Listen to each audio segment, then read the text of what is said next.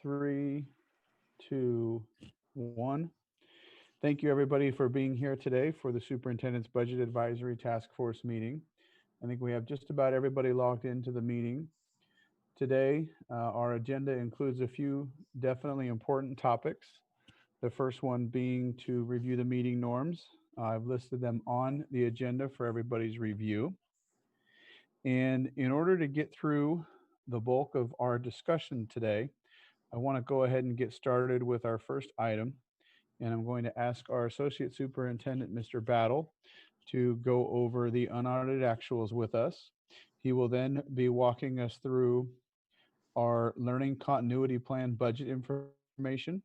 And then the last item will be a review of the conditional budget approval for Fremont Unified School District.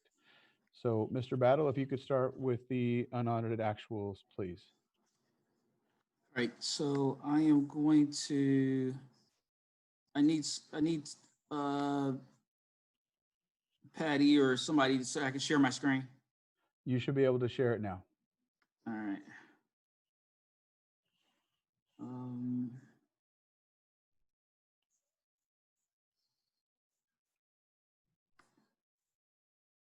all right.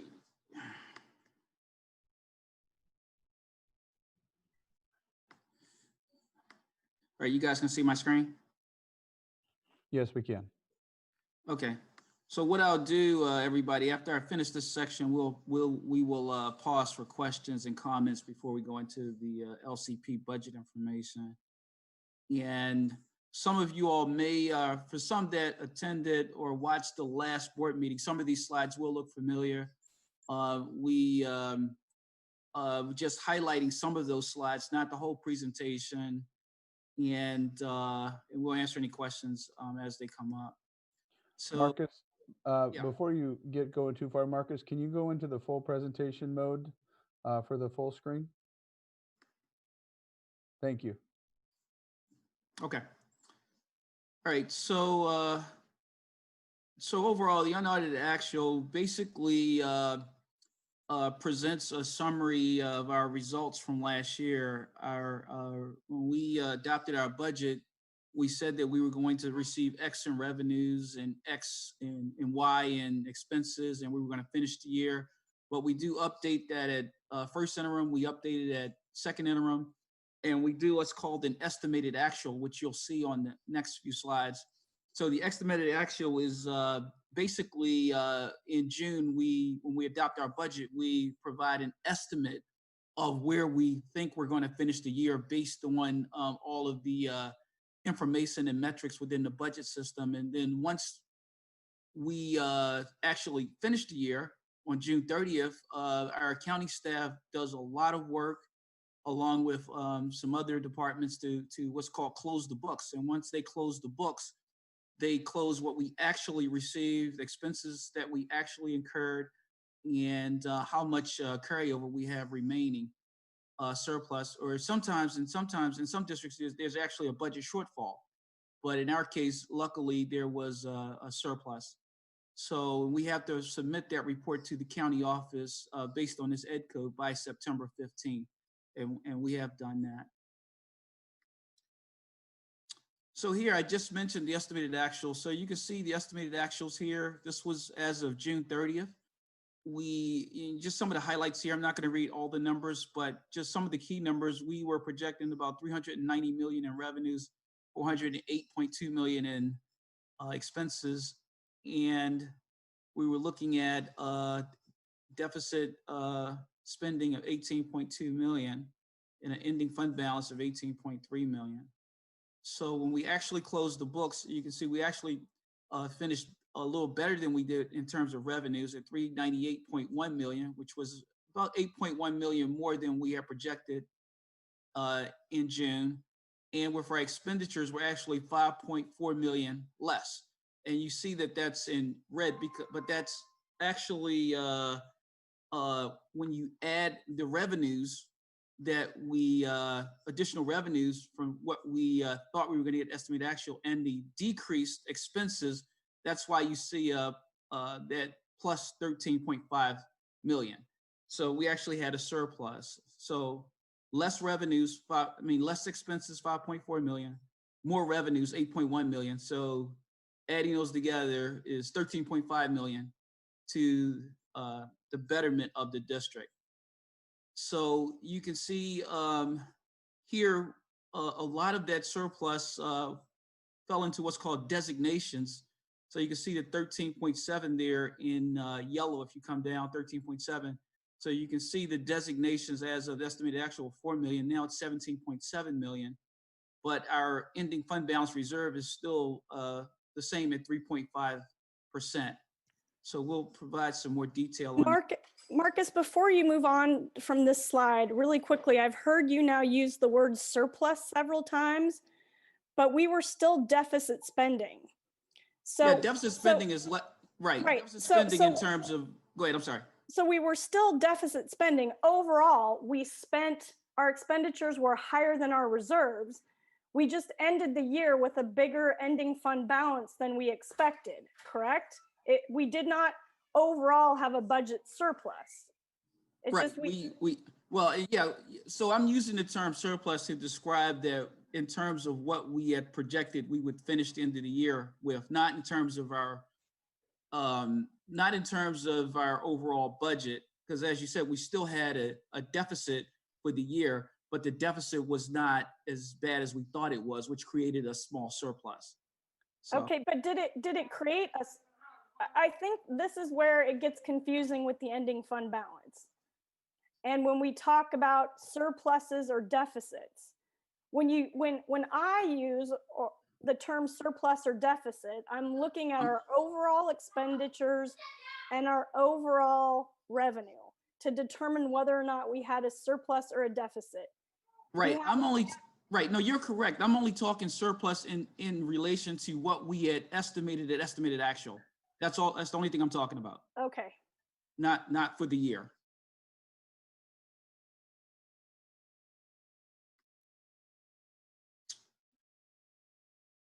Okay, so here we break it down into unrestricted and restricted.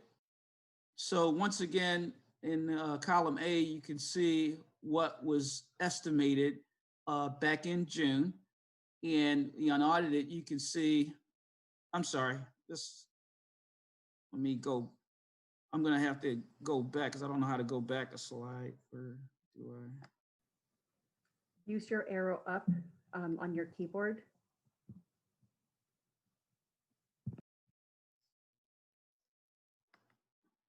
Oops. I think we were moving to this slide. So based on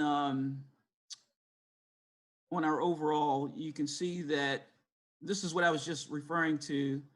So based on, and to answer Trustee Jones' question, so the ending fund balance at estimated actual was 18.3, unaudited 31.8. So when I say surplus, I just mean we finished better than where we thought. We thought we were going to be at 18.3, but we actually 31.8. So it's actually a 13.5 to the better. And you can see how we designated that 13.5 here. There was about 7 million carryover, restricted carryover. And then there were 3 million that we had set aside for distance learning PPE support and 3 million for learning loss mitigation for our CNS program. And once again, you can see that our 3.5% is still the same. So that's how those dollars broke down into our ending fund balance. So now we will just talk about the unrestricted portion. So the unrestricted portion of the ending fund balance, or I should say of our unaudited, was actually 331.8. So a slight increase in revenues.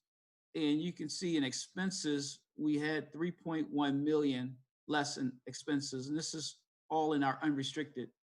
So, but the other thing is we had reduced contributions. And we will talk a little bit about this more in a future slide, but we had about 3.4 million less in contributions, and that was mostly attributed to the special ed program. And I don't know why my screen keeps doing this. I think I need to stop moving this cursor around. So just indulge me for 1 second, everybody. I'm going to go back to where we were.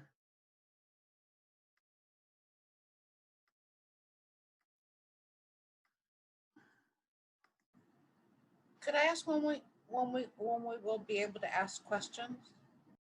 This Joyce. Probably after we finish this section. Thank you. And I think this is where I left off with the unrestricted. So overall, there was a $7.2 million surplus in regard to our unrestricted, based on where we thought we were going to end the year and where we actually finished the year. So we were about 7.2 million better. And you can see that all is in our designations. And I did show a breakdown on the previous slide. Here, we do show the how those funds are broke down from the increase in federal revenues, and you can see some other increases there, which make up the revenue increase. And then you see the contributions, and as I mentioned, most of that was in special ed program, where we did not make the level of contributions that we had anticipated.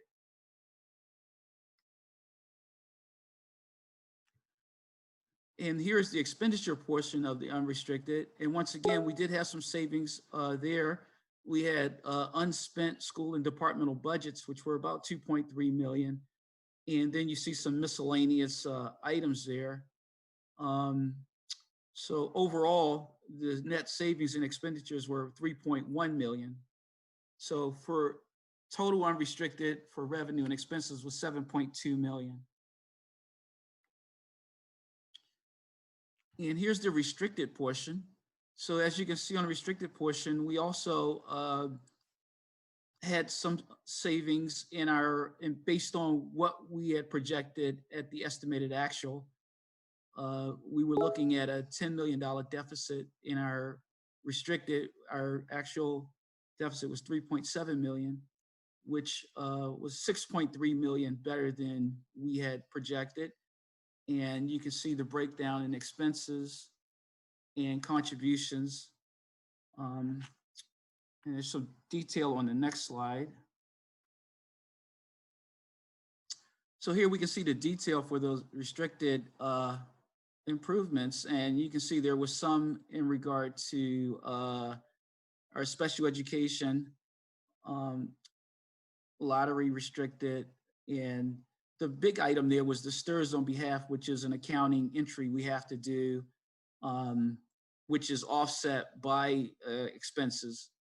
So that was the largest piece there. So the total increase in revenues was 7.34 million. But once again, we did have a decrease in contributions for our special ed program. And here we show our expenses. So as I said before, the big item there, that 6.4 was mostly the stirs on behalf. We had some savings in special education and routine restricted maintenance and categorical programs. And so the net savings overall was 2.44 million. So when you add the revenues and the expenses, that totals 6.38 million in terms of our savings from estimated actual to unaudited for restricted programs. So here I talked a lot about special education. So here you can see that with our special education program, we had actually looked at, I'll look at the expenses, we had actually looked at 86.5 million in expenditures in June. We actually, when we closed the books, we were actually at 83.2 million, which was about 3.3 million less. So that's why you see savings there in the contribution line. And we are working with special ed to just try to get an idea of where those reduced expenditures occurred. We did have some reduced expenditures in our transportation program, which is part of the special ed budget. So we, when services ceased back in March, we were able to negotiate with our transportation providers to reduce our expenses in that area since they weren't transporting kids. And now I'll pause here for questions and comments. And we do have some of our budget and accounting staff here that will also be available to answer questions. Thanks, Marcus. I've got 3 hands up. We'll start, I think, in the order they came in. The first one, Victoria Burbeck Herrera. Thanks so much. I'll just go with one question for now. When we look at the carryover, specifically that is unrestricted, so that looks to be $6 or $7 million, but you continue to refer to it as designated, and note that the reserves continue to be exactly 3.5%.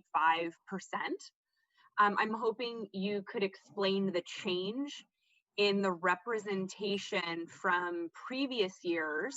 So for example, last year, I believe that the district reflected a 5-point something in the reserve because they took whatever was unspent and unrestricted and then placed that money in the reserve, because the reserve, by definition that the district has been using, is that minimum of whatever their marker is, but the money that is unrestricted. The designated amounts from last year, I'll use one example. There's about 2 million, a little over 2 million that was designated for school funds and department funds. And being in a math department, I'll speak for our own department, it would be used on supplies like whiteboard markers, going to a conference, and other kind of things that you would see like in a supply closet. We could go grab graph paper from there. We could, and so that's done all throughout the district. So the district saved a little over $2 million in school and department funds. And I'm wondering the rationale for the district continuing to call that money designated carryover, when I would be surprised to hear that school board trustees would continue to spend that money carrying over additional millions for school funds that already weren't spent last year. And if that is the intention of the school board, then I would want to hear that as well.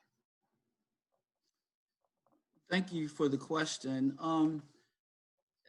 And we did kind of touch on this at when we presented the unaudited, and we shared these same slides with the board. So, and what we explained at the time was that given our fiscal circumstances at this time, we did not think it was prudent to utilize any excess dollars as part of our reserve.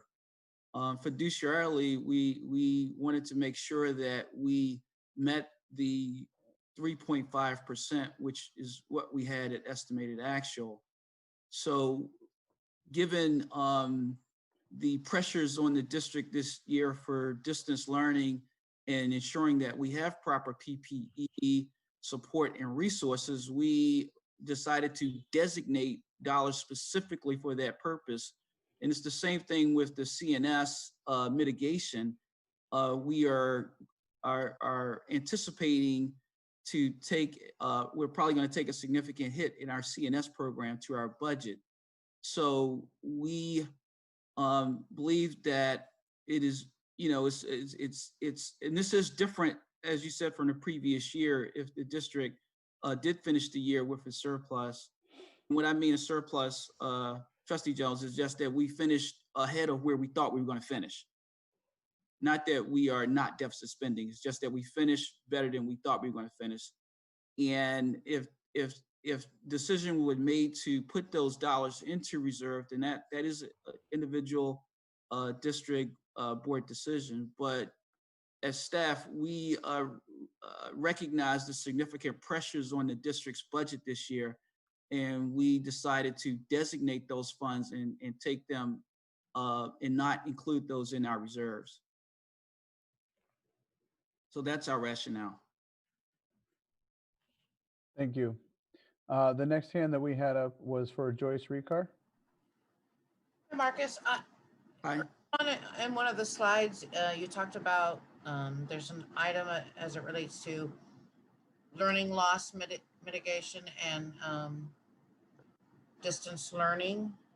And so looking at this slide right here, you have here a $3 million price tag. Is that what that $3 million is for? That stuff? This 3 million is not, so there's a separate item that's being presented to the board in regard to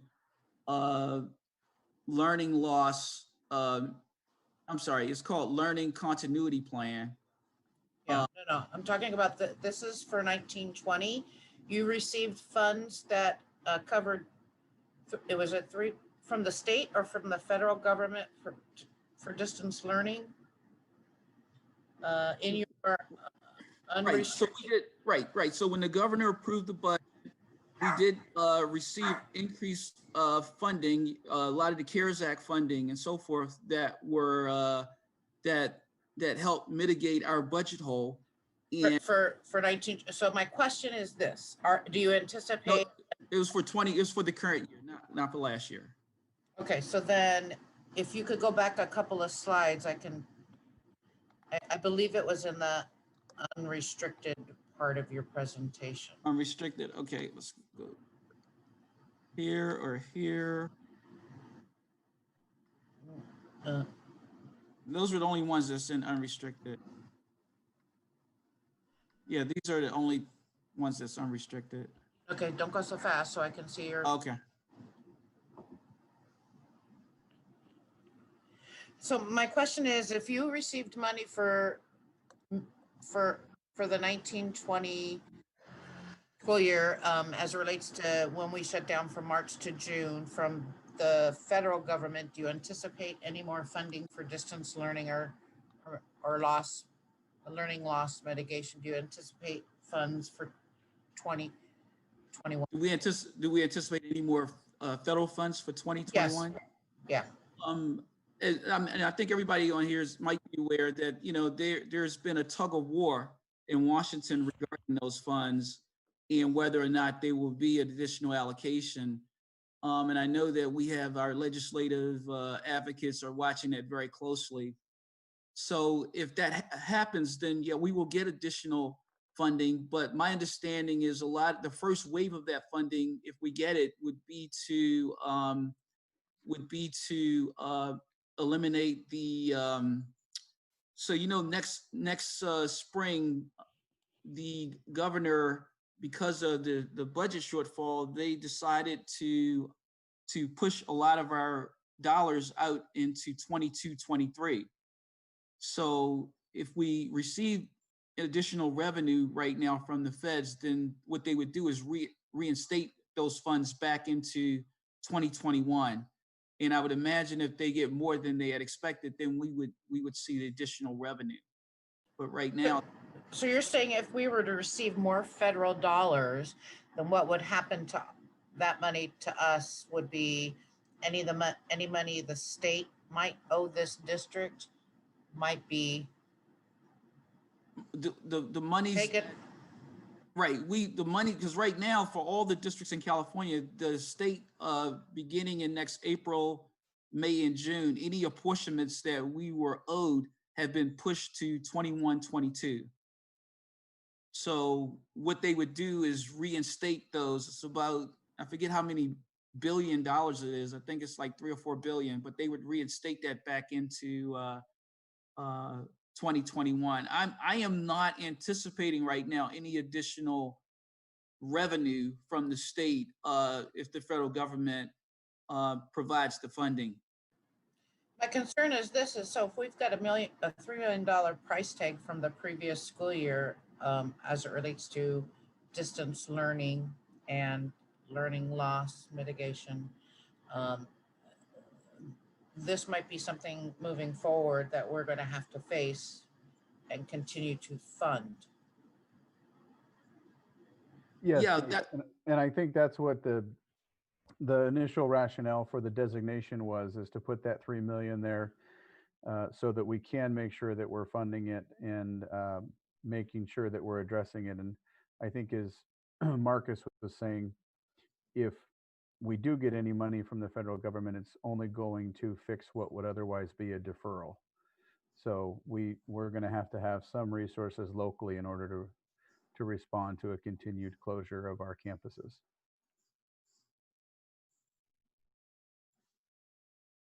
I'm going to move to the next hand, which is Trustee Crosby. Thank you. I was just curious that somehow we ended up spending more on utilities than when we were shut down. Do we have any rationale for why that's the case? No, not unless we did a deeper dive into utilities. We'd have to go a deeper dive into which utilities, which resources, and do a deeper analysis. But right on the, I don't know if Robbie, if you saw anything when you were closing the books. Marcus, can I add on that one? Yeah, of So, course. actually, we budgeted during budget adoption some money for utilities. However, when we did our estimated actuals, um, we were thinking that we assume some savings from utilities. So we cut the budget in utilities. However, when we actually received the invoice from the different utilities, we actually have to spend more. So we did have some savings. We projected it in estimated actuals, but what actually happened is that we have to spend more based on that estimate. So we did capture some savings, but not enough. Okay, that would be good information to have available for the board meeting. Thank you. Thank you. I just want to check in. Ms. Sandoval, did we have any public comment come in on this item?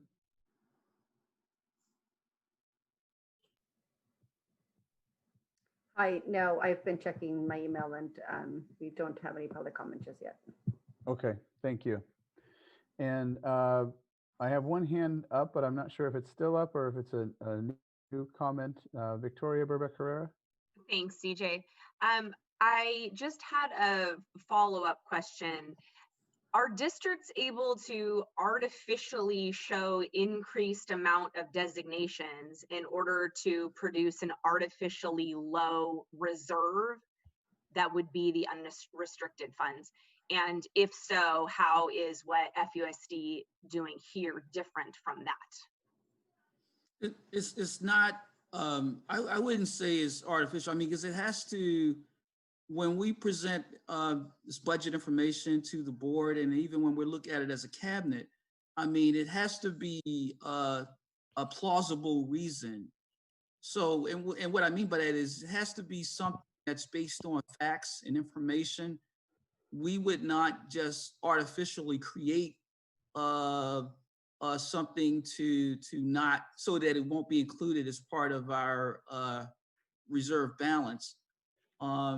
I think that, you know, and this is why we have meetings like this to get the pulse of our stakeholders in our groups. We believe that we were being good stewards and fiduciaries of our district funds and in looking forward, because if we did not designate these funds would be what's called undesignated, and they would be subject to the whim of spending without any predefined direction. So from a fiduciary standpoint, we believe that this was the right way to go with any additional funding that was over what was projected. Okay, so then let me clarify, because you have slide 7 up. $2.39 million in school and department budgets. Are you saying that you discussed that you underspent as a district by 2.39 million, and further that FUSD's plan is to not only spend all of the allocation in this year's budget, but also 2.39 million more, which means now actually this year we'd be planning over $4 million to spend on those kind of supplies that I just described versus last year. And that was a conscious decision in budgeting. That was, you believe, made clear to the school board and that they adopted when they adopted the unaudited actuals, so that it's gone through that sort of transparent process.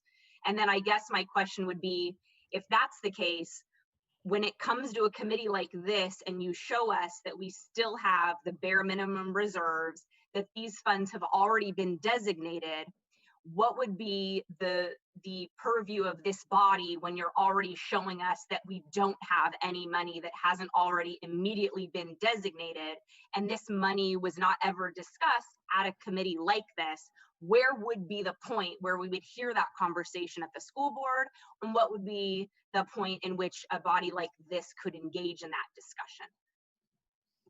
Well, Victoria, in response to that, what I would say is I think this is a point where this group can engage in that discussion, and it wasn't before it was presented to the board, and I want to recognize that. But I also think that it's identifying that when it is brought forward as a designation, it does not mean that that can never change for here on out, for the future and forever. I think just as a more objective, I don't want to say more objective, but maybe a more concrete example is when we have the unaudited actuals come forward. I think, as you were describing in a prior year, that additional money that comes in essence back to Fremont Unified School District based on where budgets were and where we closed the books. In other years, it may have gone into undesignated areas. And if we put it in undesignated and it fell to the reserve, that might bring up our reserve levels. I think a concrete example is looking at what we're facing this year just from a child nutrition standpoint, because we're not selling the same amount of meals that we normally do. Excuse me. Even if we're reimbursed for the meals that we're giving out, we're going to see a significant loss in budgeting this year for child nutrition. So to take some of that ending fund balance and set it aside to help mitigate that is a budgetary decision. Now, like everything else within the budget, the board has opportunities throughout the year to ask for a budget item to come forward, and things can be adjusted in budgets. They're a living document, and what we do at first interim, second interim, or progress reports on that. So if there was a disagreement or a difference of opinion about designating money for the child nutrition mitigation, which we think we're going to see, or distance learning support, then we could certainly engage in a conversation with this task force. The Board of Education could engage in further conversation and say, we'd like to take a look at this designation of funding and have a discussion about it. Hopefully that adds some context there.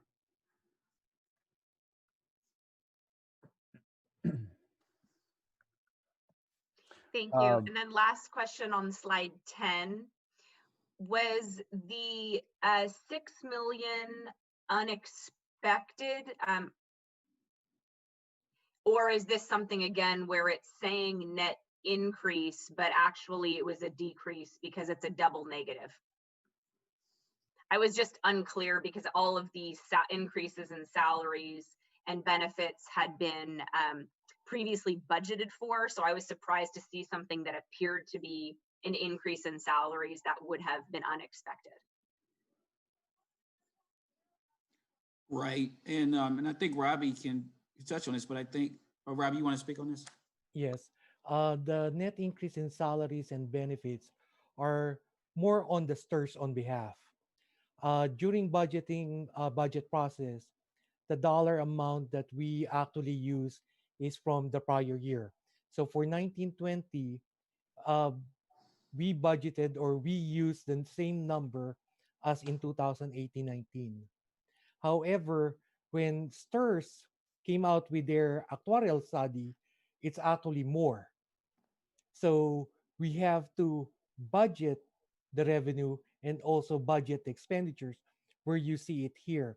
And also on the previous slide on the revenue side, Marcus did touch on the increase in STIRS on revenue and in regards to STIRS on behalf.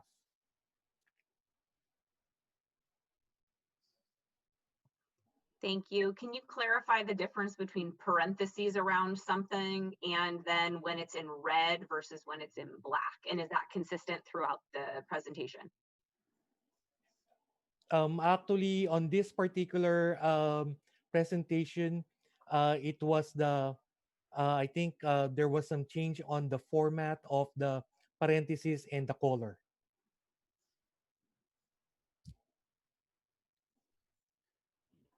Which means that we are going to be consistent in the future. We're trying to reflect the information to make it easier for users to understand. So that's why you might see a difference. Here, that 8.84 offsets the 6.4 that's in the parentheses to get the 2.4, which the red does indicate the savings. And as you said, I think in some instances we might have had the red in parentheses. But yeah, we will definitely, we got some feedback from the board at the last meeting, so we're definitely gonna make it more easier to read next time. But thanks for the question. And Trustee Crosby? So as far as site funds, then though they might not be needing to buy paper or other things because of being distance learning, you know, toilet paper alone, they may have other expenses that they're able to fill with those site funds. So they would, it's not that they're not needed, they might just be needed in a different way. Is that correct? Well, so everything that we're showing right now, and I'll go back to that slide, is it represents a closing of the books. So this is basically showing that those dollars that were allocated throughout the district to departments, and a lot of it could be contract services. There are a lot of different items in there that because we shut down the district for the most part, it went to distance learning. There were just expenses that we just not have to expend anything for. So of course, with the new fiscal year, all of our sites and departments have new budgets. So they're starting the year off fresh again, and they will those dollars that you see here, you know, going into this year, they may or may not expend all those dollars once again because we are in a distance learning.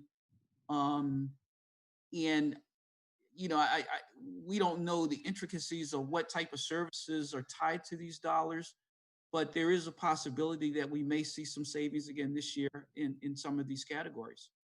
So, but they do have that flexibility, is that correct? Yeah, oh, absolutely. Yeah, Absolutely. because I We have think not that directed them, right. just because we are allocating funds and they're not spending them as they have necessarily historically, it doesn't mean that they won't be without other Absolutely. needs. Okay, No, thank you. that's absolutely. Trustee Jones? So I think looking especially at that line again, I think the difficulty is that if we stay with distance learning, we are likely going to, I think as Trustee Crosby said, continue to see savings there. If we go back for hybrid or in-person learning, we may see an explosion there. Because I'm thinking not only are we going to have, you know, PPE and cleaning supplies expenses, but as we learn more about this virus and how it's transmitted and spreads, we may be looking at having to dump a bunch of money into filtration, improving our air filters, upgrading, you know, the current level that we have with those. So I think this is a tricky piece, but my concern about how this is reflected here goes back to what Victoria said, is that the way this is shown, this 2.39 million, this is clearly money we budgeted for last year that we didn't spend. And it's rolling over, am I correct, as a designation into those same categories for this year? Is that correct? Robbie wants to speak to that, so you go ahead, Robbie. Actually, the unspent school and department budgets doesn't roll over to the following year. Okay, so that's not part of the designation that rolled forward. Yes, it is not part Okay, of so the that just designation. got absorbed back into the general fund. Yes. Okay, And okay, I think that's where my confusion was. Okay. So we are going to take one last comment or question, and then we need to move on to the next agenda item. Victoria Burbeck Herrera. Thank you, CJ. Yeah, I think I would love to make it clear to districts or the schools, because I think we're hearing kind of two different things, both of which could make sense. One, which Marcus had said there could be flexibility from schools and departments right now. But we do have many school administrators that are putting out that there isn't an ability right now to be purchasing through those funds at all. So we would want to clear that miscommunication up so that teachers can work and buy what they need in this situation, accessing those increased funds. Or if, like what Diane is saying might be the case, we're going to freeze all of those funds. And if we overspend in the amount that was given to us for CARES and, and the learning loss mitigation, then the this district is seizing that money and it's not going to be used for that. So I think either way, I could understand the rationale. I think the fuzziness is more of a problem, but I appreciate the answers. Thank you so much. So we're going to move quickly on to our next item, which is the LCP budget information. LCP is our Learning Continuity Plan. Okay, so I'll just do a budget update on this. Okay, this went back to the beginning. So let me get, since I'm in the full, I need to go to that slide.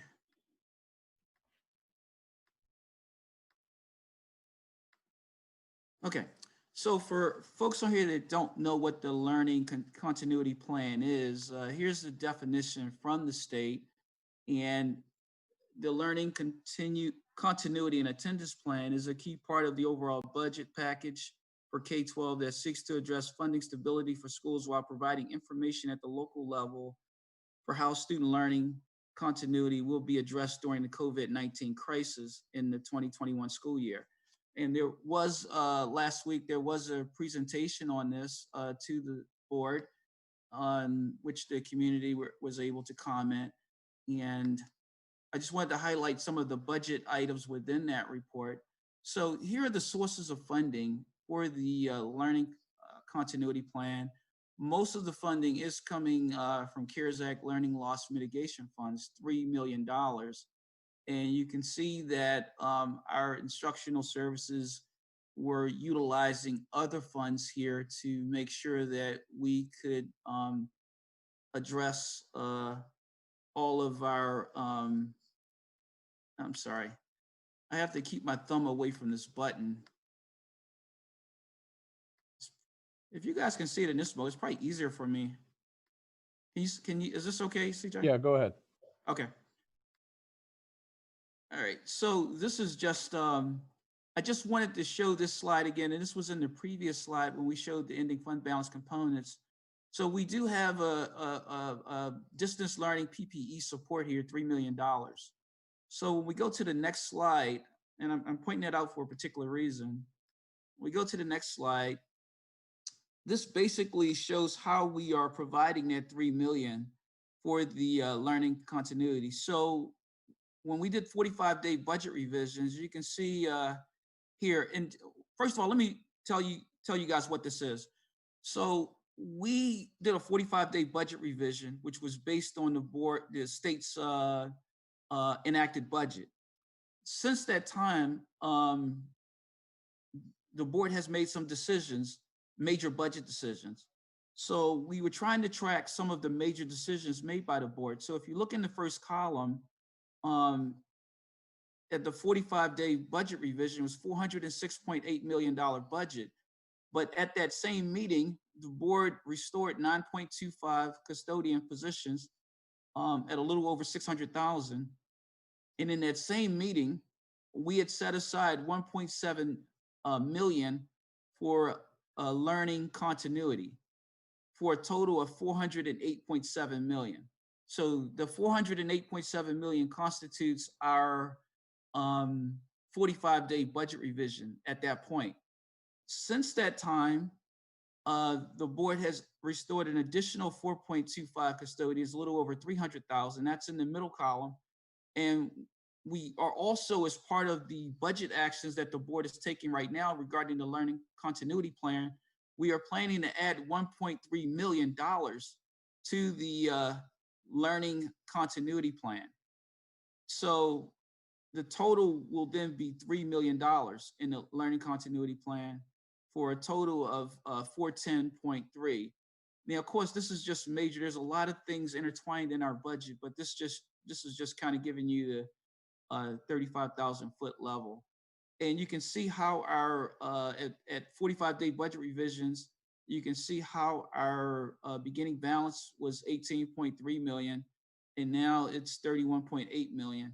And you can see that our ending fund balance will be, instead of the 3.5, it'll be actually 3.31% based on these budget decisions here. So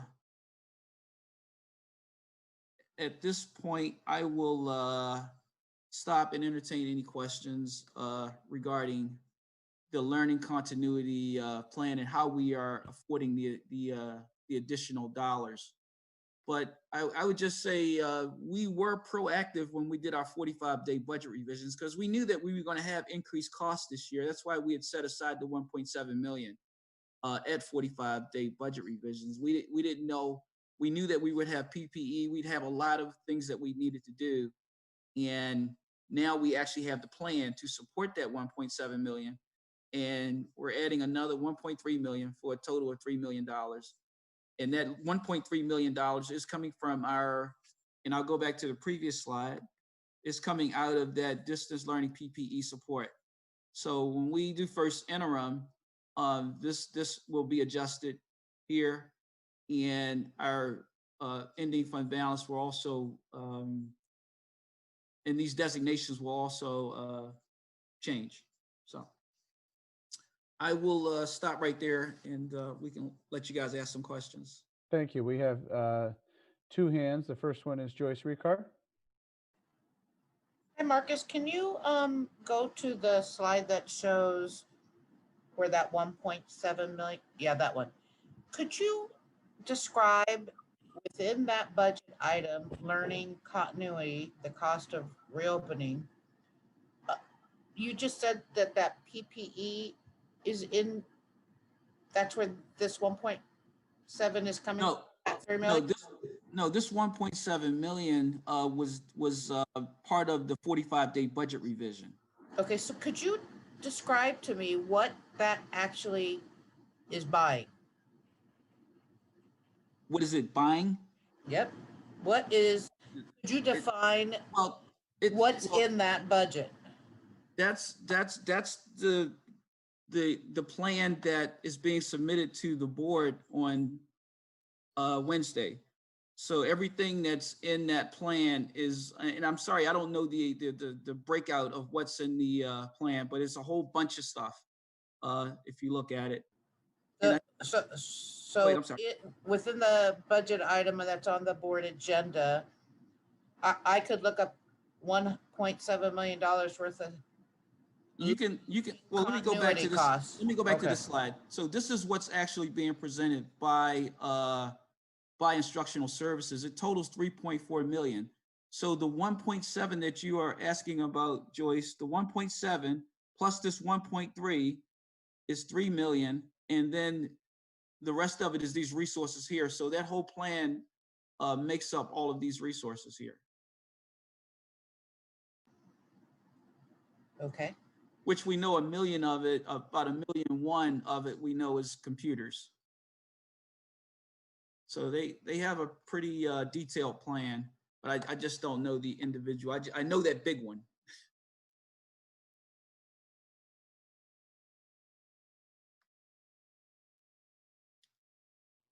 And the next hand is from Preeti Barman. Yeah, that was my question. Just really trying to understand what is this 3 million for? And I understand it's being funded out of the CARES Act. Um, but I guess we just don't know the details of what that is for. Some of it's computers, but some of it could be just PPE. Well, I think that plan is online. Is that right, CJ? I thought. Yeah, the plan's online. Other components that are included there include an assessment program that the part of SB 98 is the state mandates that school districts have a standardized assessment program to identify learning loss. So some of that money will go to that. Some of that money will go to technology and computers. And then some of that money is going to all the other resources that we have in place to support distance learning. So one way to also think about this is in a traditional school year where our schools are open for on-site instruction, we're working from our LCAP. And instead of an LCAP this year, the state mandated under SB 98 that each district put forward a learning continuity plan, which is essentially a document to communicate to our community, but as a mandate by the state, a document to communicate to the state how we're going to implement distance learning and a plan for continuity of learning between our current distance learning model and eventually when we return. And so that's what this is. And I think, one way to help understand it is it's a much more, it's kind of a shrunken down distance learning version of your LCAP with the mindset that you also need to connect what's happening in distance learning to an in-person instructional environment in the future. So it's just like almost like a something paid to consultants to put it together. Is that what that is, or something being done? No, nothing's being paid to consultants to put this together. This is a plan that our staff has put together. And most of the money outlined here is directly supporting our distance learning programs and also the technology needed for the distance learning programs. Gotcha. Victoria Burbeck Herrera. Thank you. I'm just trying to tally the number here to make sure I'm counting it correctly. We have an extra $6 million, 3 for what's noted as the learning loss mitigation, and 3 that is instead more PPE. Is that correct? There was 3 million designated in the ending fund balance for learning loss PPE, and 3 million for learning loss CNS mitigation. And but do those match revenue streams of 3 million and 3 million? When you say do they match revenue stream, that's what was remaining in our, when we closed the books, what we've designated. So okay, so in the previous, for the unaudited actuals, you had 2 lines that were shown as that had not been previously. Yeah, so there, are those just increases in designations, but we only received 3 million in additional funds? If I may, Marcus, I think okay, sure. What this is showing, Victoria, is this is a copy of the slide from the unaudited actuals, and what Marcus is highlighting is that where we designated those funds from the unaudited actuals, those funds are helping pay for some of the LCP increased costs to the district. Is that accurate, Marcus? Yes. And so there's not a revenue source that matches those directly as a revenue source from the state or federal government. It would be considered revenue in the sense that this is where we came out, for lack of a better term, where we came out ahead in the unaudited actuals. So this would be one-time funding based on the designation of the reserves in the unaudited actuals. So what was the dollar amount that we received in revenue through CARES and learning loss mitigation and all of those funds? We received, and Rice, you can correct me if I'm wrong, but I believe what they designated within the governor's budget was, I believe, 16.2 million. Yes, that's correct.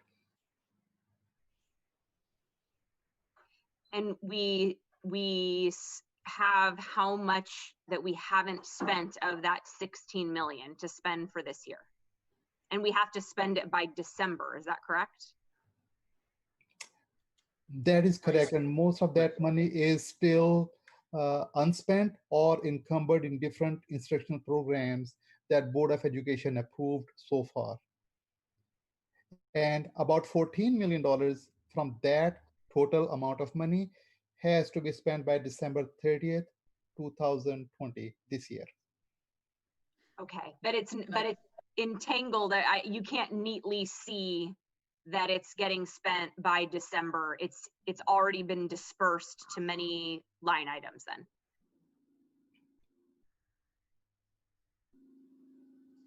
So what we are doing is Marcus and Instructional Services and the superintendent, we are in the process of creating a plan to spend that money by December 30th before the deadline. And by the way, we are not the only district, because almost every school district in California has this money and this deadline. And it's very difficult to spend such a huge amount of money by December 30th. So we are trying to figure out how we can spend that money without violating the supplanting versus supplemental expenditure. Absolutely. Thank you so much.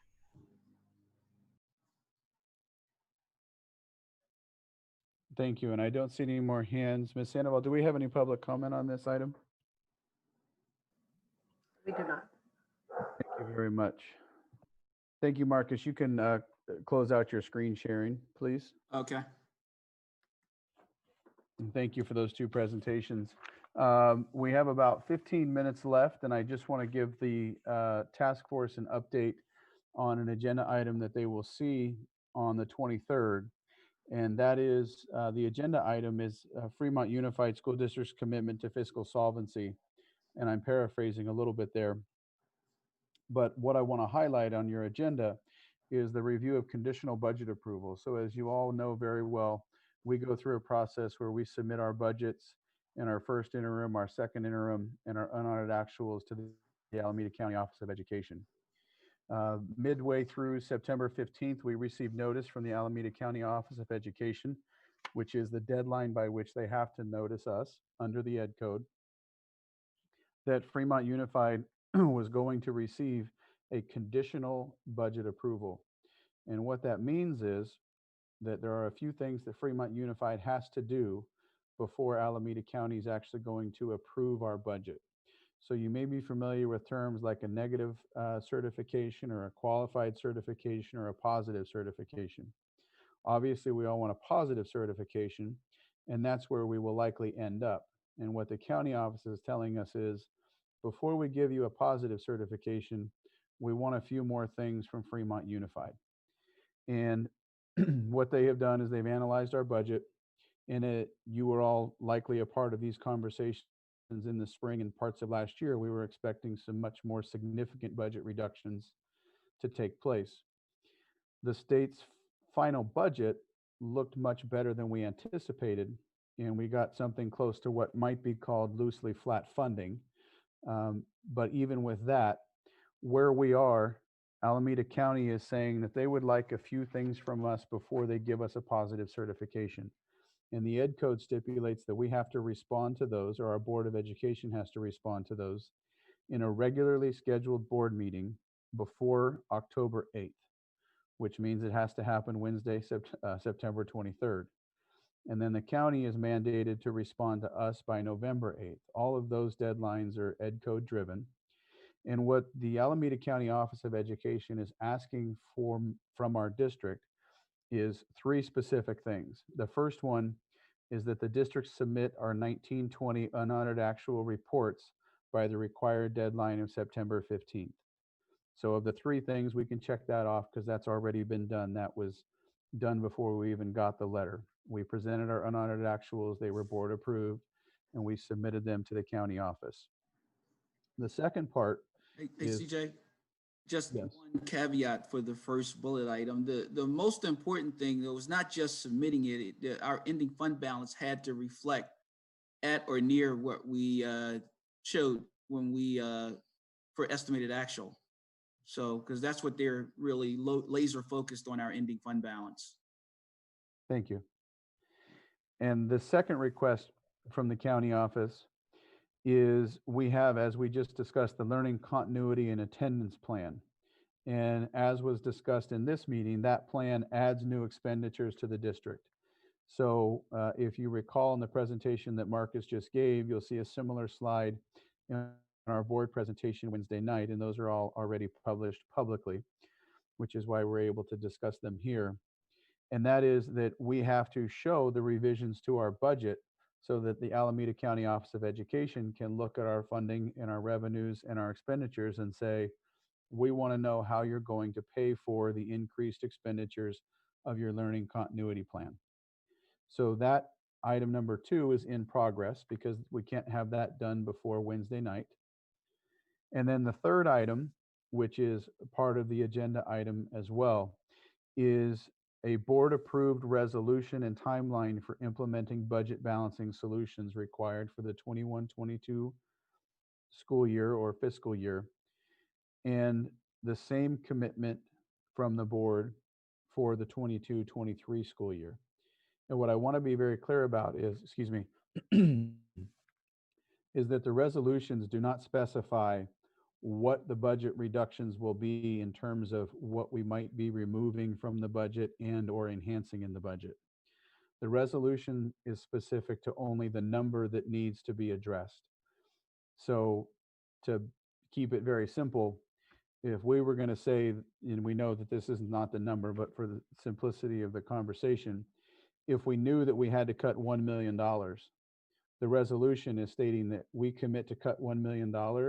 Here's our timeline to do that.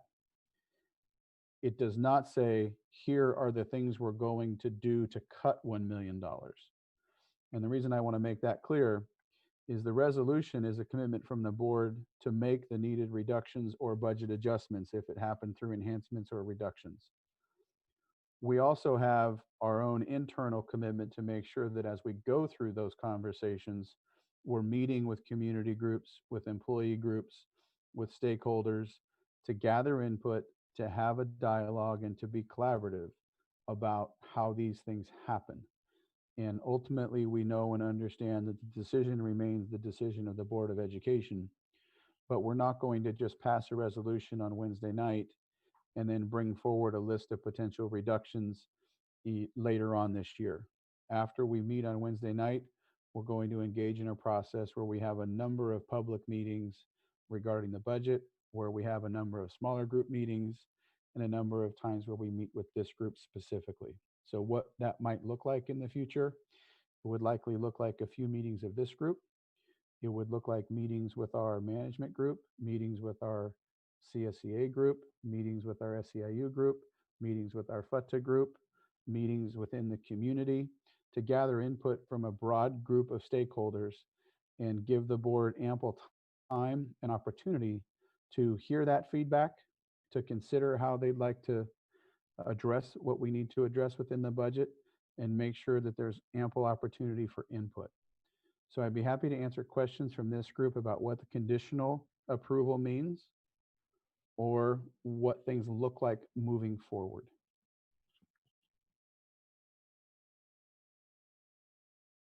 Trustee Jones? I just want to thank you for the commitment to what it sounds like is going to be a truly engaged and collaborative process, because I think the difficulty that I had last year when it came to getting the cut list, it felt like that hadn't happened or hadn't happened in a truly meaningful way. And it sounds like we are on a different path this time around, which I appreciate, and I want to express my personal commitment to as well.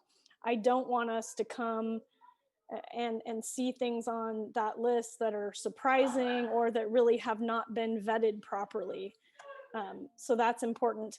And my question here is, and I don't know if we're ready to talk about that, but just ballparking, and I know it's hard to do that at this point in this school year to be projecting about the next 2 years out, but what ballpark are the cut amounts or revenue enhancements? What are the amounts that we're looking at for those 2 out years? I'm going to leave that to Marcus with one caveat, and that is, I just want, and I know that you guys all know this, but it helps me to say it out loud as well. Whatever is in the resolution is going to be our moment in the moment number. The next thing that will influence that number, just so that we're prepared for it, is the governor's budget proposal in January. And based on that, the number could go up or down. Obviously, there's ballot initiatives in November that could influence school funding. But our number right now is our best number for the moment, and I would expect that to be the number that holds until the governor's January budget proposal. Mr. Battle, do you have that number from the resolution? Yeah, I was trying to pull up the resolution right now, but Trustee Jones, all that detail is in the resolution. And I know it showed 11 million for 21, 22, and I forget, Rice, you know the number for the second year? 26 million. So this is 11 million plus 15 million in the third year. Yeah, so 11 and So 15. over a period of 2 years is 26 millions.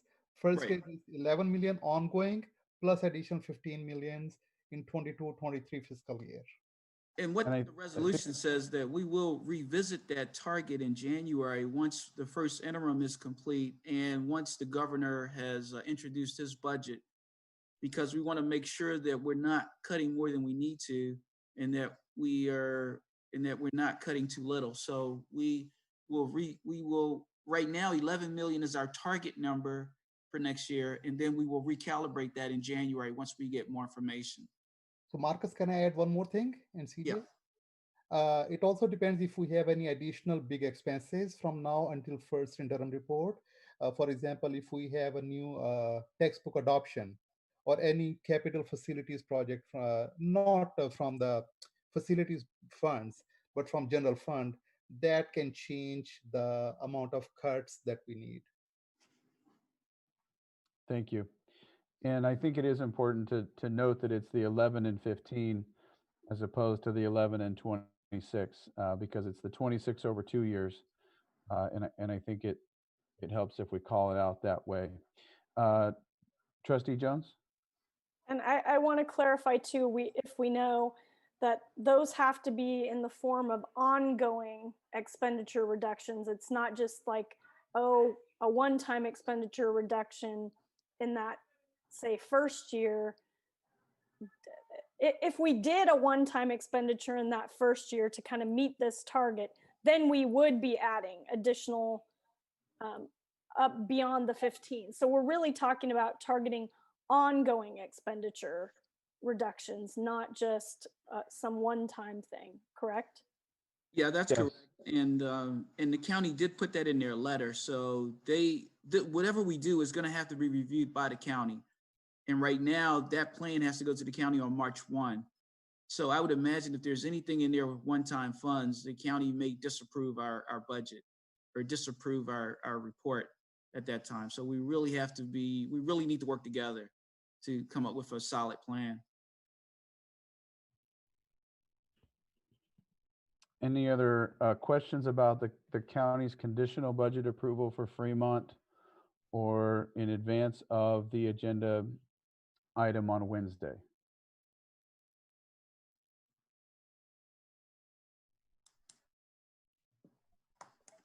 And Ms. Sandoval, while we're waiting for some think time, did we have any public comments on this agenda item?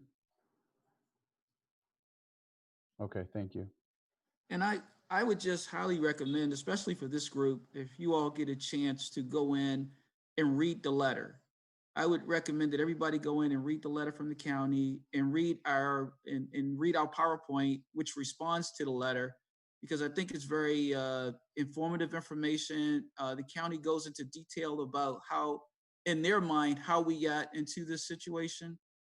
And I think it's worthwhile reading to kind of get their perspective on our district budget and some of the history leading up to this, and how we plan to address this.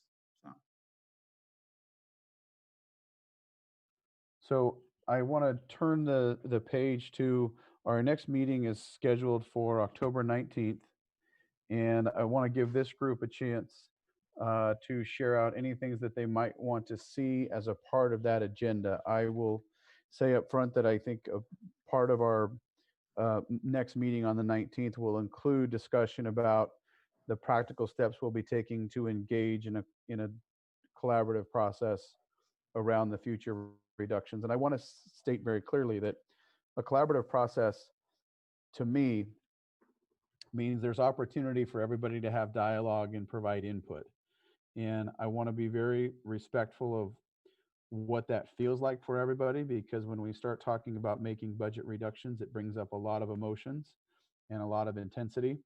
And I want to acknowledge that I will be working very hard to provide opportunities for groups that are large to provide input in more of a community setting, as well as opportunities that are more intimate or more refined, so that there's some more small group discussion as well, and that some of those opportunities are more private. We talked in one of my first meetings about the fact that we don't want to put necessarily our employee groups together in the same meeting and have that kind of tension that exists. And so you will have my commitment that we will have opportunity and time to engage in dialogue about these things with each respective group, to try and allow the right time and space for a free-flowing conversation. And that does not mean that any group is responsible for X, Y, or Z, but it means we're committed to ensuring there is an opportunity for engagement with everybody. Is there anything other than that that people would like to see on our October agenda related to our budget reductions, questions, or concerns?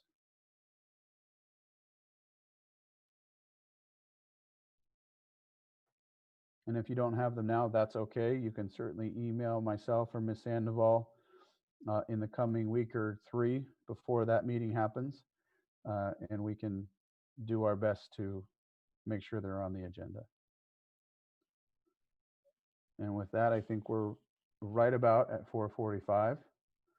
I want to thank everybody for your participation today. We had some great questions. Thank you, Mr. Battle, for your presentations, and certainly more to come over the next few months regarding our budget. Lots of difficult work in front of us, and the only way through that difficult work is by doing it together. So I appreciate everybody's time and commitment to this work, and I look forward to talking with you soon. Thank you, everybody.